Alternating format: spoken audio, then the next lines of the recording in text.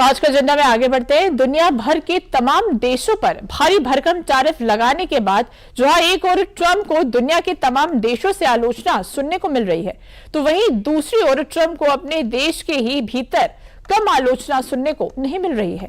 कई पूर्व अमेरिकी अधिकारियों ने ट्रंप के टैरिफ फैसले को गलत बताया। इस वजह से ट्रंप पर काफी दबाव भी बन रहा था। यही कारण है कि ट्रंप ने जापान को लेकर अपने ही टैरिफ वाले फैसले पर पलटी मार ली। ट्रंप ने जापान पर पलटी मारते हुए अब टैरिफ को घटाकर 15% कर दिया है।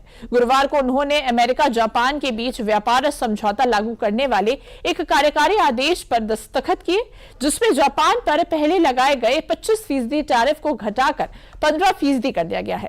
इसमें रेसिप्रोकल और ऑटो टैरिफ दोनों शामिल हैं। ये बदलाव इस महीने के अंत तक लागू हो जाएगा। वहीं ऑटोमोबाइल पर टैरिफ में कमी का यह आदेश 7 दिन बाद ही लागू हो जाएगा। अमेरिका ने इसे अमेरिका जापान व्यापार संबंध के लिए एक नए युग की शुरुआत बताया है। तो देखिए, जापान पर ट्रंप का जो यूटर्न है, उसके समझौते जो आगे होंगे उसमें क्या कुछ खास देखने को मिलेगा, चलिए आपको बताते हैं। तो देखिए, अमेरिका ने जापानी आयात पर टैरिफ को 25% से घटाकर अब 15% कर दिया है। कहीं ना कहीं जो उन पर दबाव था, कहीं ना कहीं ये बदलाव उसी के कारण हुआ है। बदले में जापान 550 अरब डॉलर का अमेरिका में निवेश करेगा। वहीं जापान अमेरिकी कृषि, रक्षा और एयरक्राफ्ट उत्पाद भी अमेरिका से खरीदेगा। जापान अपने चावल आयात में 75% की बढ़ोतरी भी करेगा, जिससे जापान को अमेरिकी कृषि निर्यात करीब 8 अरब डॉलर प्रति वर्ष हो जाएगा। ट्रंप का दावा, इस डील से अमेरिकी निर्यात, रोजगार और राष्ट्रीय सुरक्षा को मजबूती मिलेगी। ट्रंप ने कहा, जापान की इस नई डील पर हस्ताक्षर उन्होंने कर दिए हैं। यूं ही जापान पर डोनाल्ड ट्रंप ने नहीं मारी पलटी। इसके पीछे 2 वजह है और भारत में इसमें एक फैक्टर भी है। तो देखिए, क्यों ये जो उन्होंने पलटी मारी है जापान के लिए, चलिए आपको समझाते हैं। तो देखिए, ट्रंप टैरिफ की वजह से जापानी निर्यात में 4 साल की सबसे बड़ी गिरावट दर्ज की गई। अमेरिका को जापान से मोटर वाहनों का निर्यात 28.4% तक गिर गया, जबकि ऑटो पार्ट्स का निर्यात 17.4% गिर गया। इससे अमेरिका के ऑटो बाजार में हलचल मच गई थी।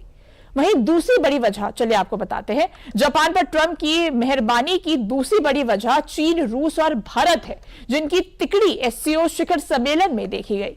अमेरिका को अंदाजा है कि इस तिकड़ी से उनका गणित कमजोर पड़ सकता है। तो देखिए, ये 2 बड़ी वजह है जिसकी वजह से अमेरिका ने ये यू टर्न मारा है।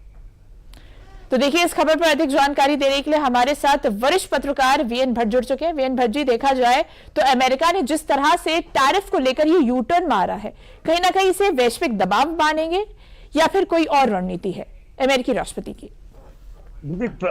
अमेरिका और जापान सरकारों के बीच में इस डील को लेकर लंबे समय से वार्ता हो रही थी। तो ये ट्रेड एग्रीमेंट हो गया है दोनों देशों के बीच में, ये उसका परिणाम है। और इसमें ट्रंप जापान से अपनी शर्तें मनवाने में सफल रहे हैं। और टैरिफ 27.5% था, जो घट के 15% हो गया है। और कल इस आदेश पे हस्ताक्षर हो गए हैं। तो ये 7 दिन में लागू हो जाएगा, सितंबर 10 से लागू हो जाएगा।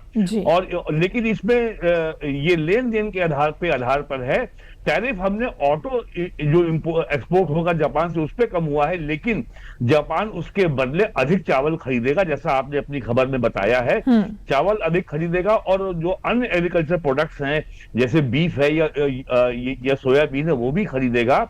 और ये भी है इसमें कि जिन प्रोडक्ट्स पे टैरिफ 7% या 8% था, वो भी अब बढ़ करके 15% हो जाएगा।